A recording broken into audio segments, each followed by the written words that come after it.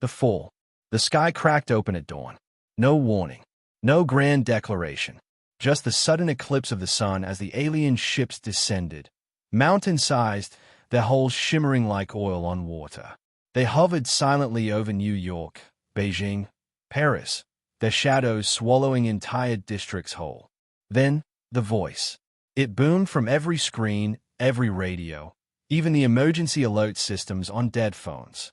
Surrender. You will be spared. General Elias Carter stood on the Pentagon's rooftop, gripping the railing as the first plasma strike hit Washington.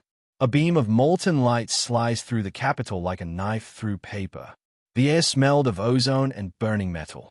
They're not even aiming at military targets, Colonel Vasquez muttered beside him. They're just erasing us. Elias barked orders. Jets scrambled, missile silos fired, but the alien shields absorbed everything. Their drones, sleek and insect-like, swarmed the skies, disabling electronics with pulses of blue light. Tanks stalled. Comms died. Within hours, the world's armies were crippled. Underground, New York Metro. Lena Wu, a former cybersecurity analyst, crouched in the flickering dark of a subway tunnel. Around her, dozens of refugees huddled, their faces lit by the glow of a single tablet. On screen, the aliens marched through Times Square. Tall, armored in iridescent exoskeletons, their movements too precise, too effortless. They didn't shoot. They didn't need to. Civilians collapsed as the drones passed over them, neural disruptors frying their nervous systems. They're culling us, a man whispered. Lena's fingers flew over the tablet. She'd scavenged a drone's cracked core from the street. Its systems were alien, but code was code.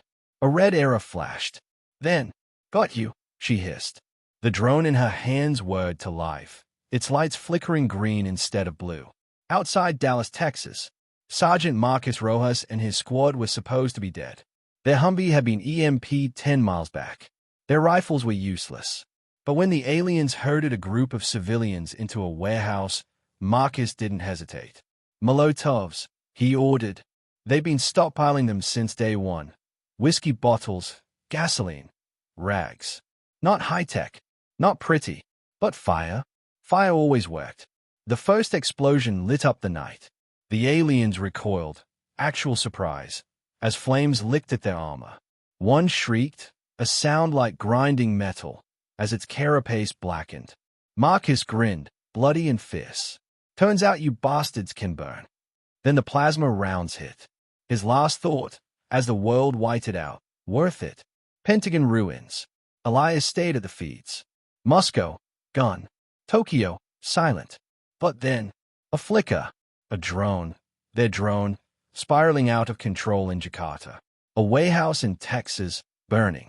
A subway in New York, where a single hijacked drone suddenly turned on its masters. He exhaled, slow and steady. The aliens had expected surrender. Instead, they just met humanity, and we never went down easy. The insurgency. The Vathari thought Earth was broken. They were wrong. 3 months into the occupation, their patrols still marched through ruined cities like conquerors, until the streets fought back. Sergeant Marcus Rook Ruiz adjusted the rusted pipe bomb in his hands, his breath fogging in the cold air. Beneath the skeletal remains of an overpass, 5 other resistance fighters waited, their faces smeared with ash and defiance. Remember, Rook whispered, hit fast, hit hard, then vanish. A Vathari patrol rounded the corner, tall, armored figures with glowing visors, their plasma rifles humming. They never looked up. The trap sprung. Maria Chen yanked the detonator cord. The explosion wasn't clean. It was beautiful. Chunks of pavement erupted, swallowing 2 aliens whole. The survivors barely had time to scream before gunfire erupted from shattered windows. Rook didn't cheer. He counted seconds. Go. The humans melted into the dark before reinforcements arrived. The Vathari's mistake. High Commander Drow watched the security feed in disgust. How are these primitives doing this? His tactical AI flickered, useless. Human resistance cells had no hierarchy, no pattern, just rage and ingenuity. Farmers in Iowa poisoned grain shipments meant for Vathari troops.